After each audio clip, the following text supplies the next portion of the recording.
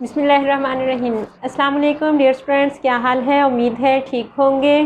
तो आज हम करेंगे फ्यूचर कंटिन्यूस टेंस।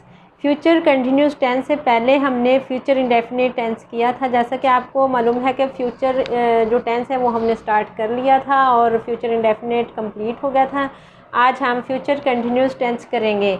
तो आप इंतहाई तवज्जो के साथ सुना करें बात जो भी बताऊं, ताकि आपको अगर आपको बयान समझ में आ जाए ना तो फिर आपको सेंटेंस बनाना मुश्किल नहीं रहते, सेंटेंस बनाना आसान हो जाते हैं। जब आपको इस तरह से कोई भी सेंटेंस बनाना आ जाए तो आप उर्दू को इंग्लिश में ट्रांसलेट ईज़िली कर सकते हो। तो लिहाजा ये आपके लिए इंतहाई कंपल्सरी भी है, आपको पेपर में भी आते रहते हैं और वैसे भी आपके लिए हर एक शोबा में ये ज़रूरी होता है कि किसी भी हम सेंटेंस को कैसे कन्वर्ट कर सकते हैं इंग्लिश में। ठीक है, तो आज स्टार्ट करते हैं फ्यूचर कंटिन्यूस टेंस। फ्यूचर होता है आने वाला यानी मुस्तकबिल, कंटिन्यूस जारी, टेंस ज़माना। फ्यूचर कंटिन्यूस टेंस का मतलब है फ़ेल मुस्तकबिल जारी, जो अभी आने वाला ज़माना है और किस सूरत में है, जारी है। कैसे? ये फ़ेल ज़माना मुस्तकबिल में किसी काम के जारी रहने को ज़ाहिर करता है।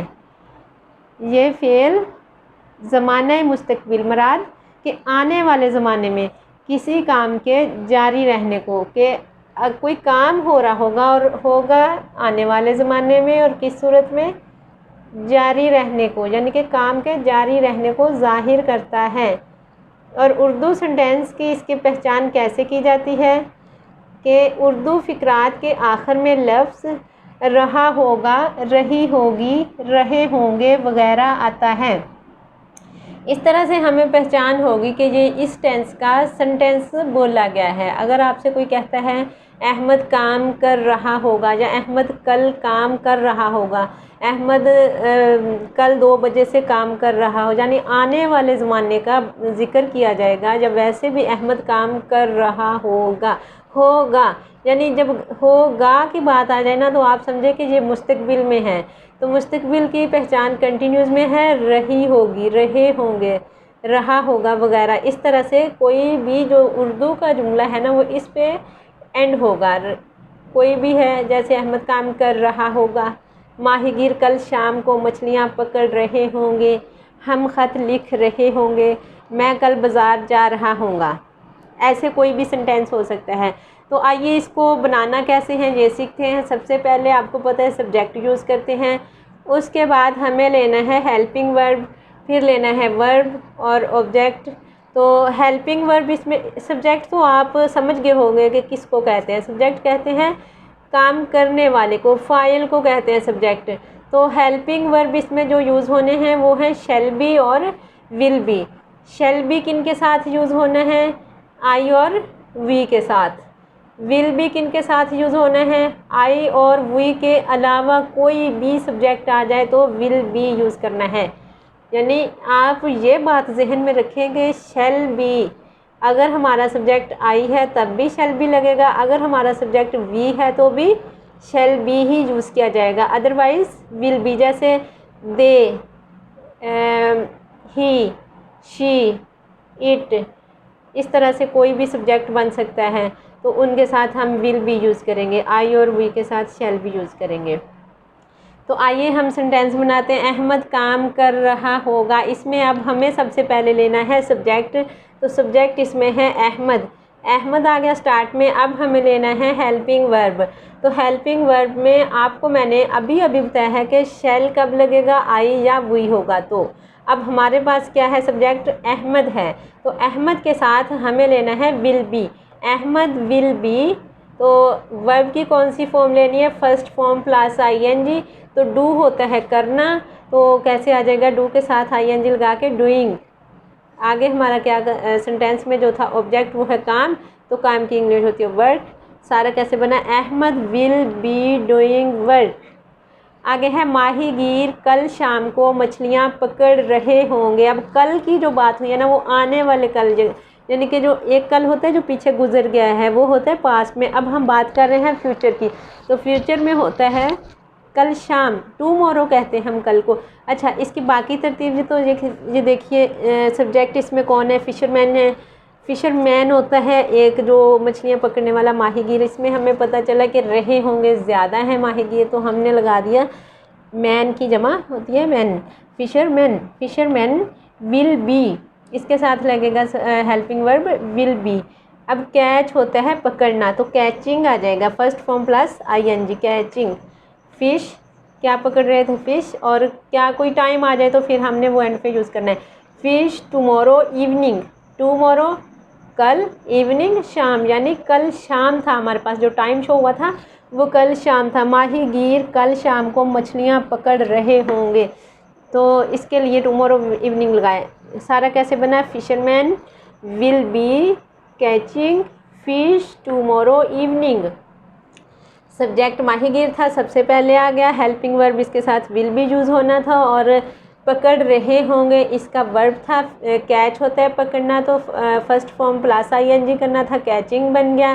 क्या पकड़ रहे थे, मछलियाँ, वो आ गया ऑब्जेक्ट में फ़िश। और बाकी हमारे पास इसमें टाइम यूज़ हुआ था कल शाम, तो कल शाम मतलब होता है टुमारो इवनिंग, आने वाला कल था, इसलिए टुमारो इवनिंग लिखा है, कल शाम। आगे है हम ख़त लिख रहे होंगे। अब इसमें हम है लिखने वाला, सब्जेक्ट जो है हम, तो वी होता है हम।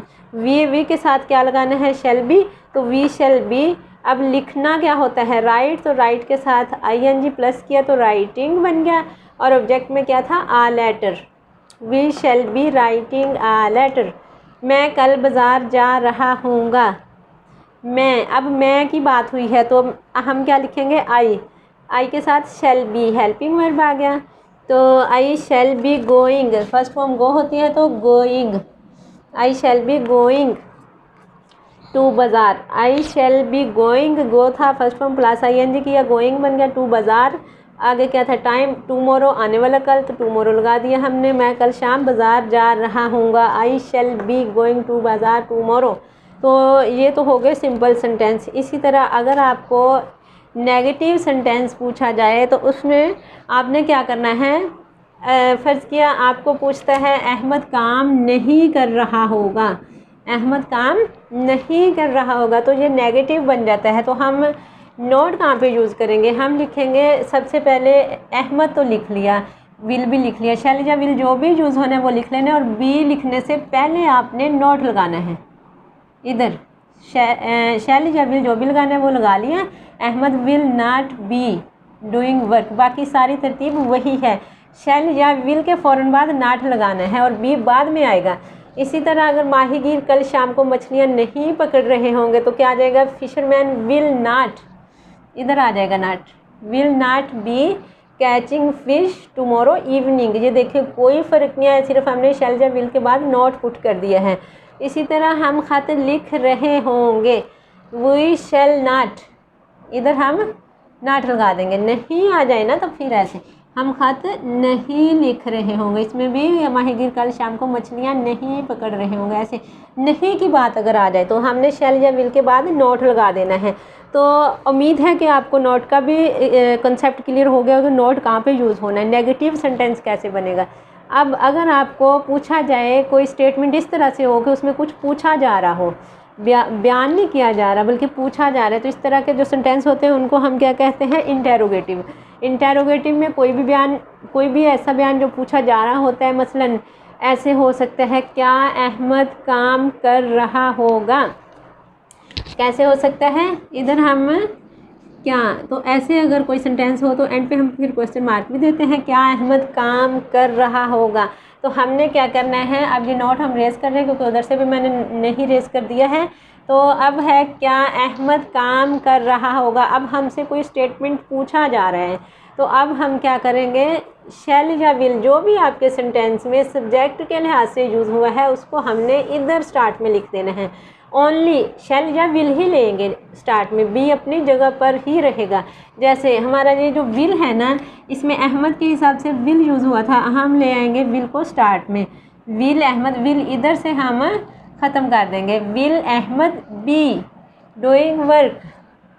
कैसे, शैल या विल जो भी यूज़ हुआ, हमारे सेंटेंस में विल यूज़ हुआ था तो हमने विल को स्टार्ट में लिख दिया, शैल या विल जो भी है आपने स्टार्ट में ले आना है। तो स्टार्ट में ले आने के बाद बाकी सारी तरतीब वही है, उसमें कोई भी डिफरेंट नहीं है। आगे था माहीगीर कल शाम को मछलियाँ पकड़ रहे होंगे। अब हम नोट रेज कर रहे हैं तो हम क्या करेंगे, क्या लगा लेंगे, क्या माहीगीर, इसके एंड पे भी क्वेश्चन मार्क लगा देते इस तरह से अगर हो तो। क्या माहीगीर कल शाम को मछलियाँ पकड़ रहे होंगे, तो इसको अब देखें, इसको हमने क्या किया था, पहले सेंटेंस से ज़रा अपने माइंड में लेके आए कि हमने इधर से विल उठा के इधर कर दिया था, तो इसका अब कैसे होगा, इसका भी हम ये वाला विल जो है ना, इसको हम इधर स्टार्ट में ले आएंगे, इधर आ जाएगा विल फिशरमैन। तो विल फिशरमैन, विल शुरू में आ गया, बाकी सारी तरतीब वही है। इसी तरह से अगर कुछ सेंटेंस होते हैं डबल इंटेरोगेटिव, जैसे इसमें है नीचे वाला, हम देखते हैं हम ख़त लिख रहे होंगे, ये है ना, अब मैं नोट रेज कर रही हूँ। नोट अगर आ भी जाए ना तो फिर नोट को आपने घबराना नहीं, नोट इधर ही लिख देना है। हम ख़त लिख रहे होंगे, तो हम क्या, इस डबल इंटेरोगेटिव कैसे होता है, हम ख़त क्यों लिख रहे होंगे, या हम ख़त कब लिख रहे होंगे, हम ख़त कहाँ लिख रहे होंगे, इस तरह से हम ख़त क्यों लिख रहे होंगे। अब क्यों यूज़ हुआ है तो हम इसको किस कैटेगरी में रखेंगे, डबल इंटेरोगेटिव की। अब क्यों की जगह पे हमने क्या करना है, वाई। तो वाई भी लिखने से आपको ये तो जो इंटेरोगेटिव सिंपल इंटेरोगेटिव यानी कि था, उसमें हमने शैल या विल को स्टार्ट में ले आना था, ऐसे ही था ना। तो अब शैल या विल तो स्टार्ट में आएगा ही, लेकिन उससे भी पहले क्या आएगा, क्यों आएगा। क्यों होते हैं वाई। अब वाई स्टार्ट में, यानी ये शैल आपने इधर ले आना था ना, इंटेरोगेटिव होता तो। अब शैल तो इधर आ जाएगा, उससे भी पहले क्या आ गया, वाई। तो वाई शैल इधर से हटा देंगे। अब why shall we be writing a letter. कैसे हो गया, शैल जो था बाहर आ गया और उससे भी पहले वाई आ गया। इसी तरह से एंड पे क्वेश्चन मार्क भी लगा देते। इसी तरह से अगर ये हो, मैं कल बाज़ार जा रहा हूँगा, मैं कल बाज़ार कब जा रहा हूँगा, ये कब अगर आ जाए तो फिर क्या हो जाता है, ये भी डबल इंटेरोगेटिव आ जाता है। तो हम क्या करेंगे, ये इंटेरोगेटिव की कैटेगरी में है ना, हम शैल को स्टार्ट में ले आएंगे, शैल को स्टार्ट में ले आए हैं। ये देखें, इसलिए मैंने ऐसे किया है कि आपको थोड़ा ना वो समझने में आसानी हो। ये हमने जो इंटेरोगेटिव था उसी हिसाब से बना लिया। अब कब या क्यों या कोई भी जो भी वर्ड यूज़ हुआ है उसको हमने शैल से भी पहले लिखना है। अब हमें कब पूछा गया है, कब। अब शैल से भी कबल हम लगाएंगे। कब की इंग्लिश कब होता है, when shall I be going to bazaar tomorrow. End पे आ जाएगा क्वेश्चन मार्क। और अब ये जो बात है ना, आपके जहन में बैठ गई होगी कि हमने शैल या विल तो शुरू में लेके आना ही है। उससे भी पहले इस तरह के अल्फाज, कुछ इस तरह के अल्फाज होते हैं जो डबल इंटेरोगेटिव बना देते हैं, जैसे व्हेन हो गया, वाई, वेयर, और क्या हो सकता है, हाउ हो सकता है।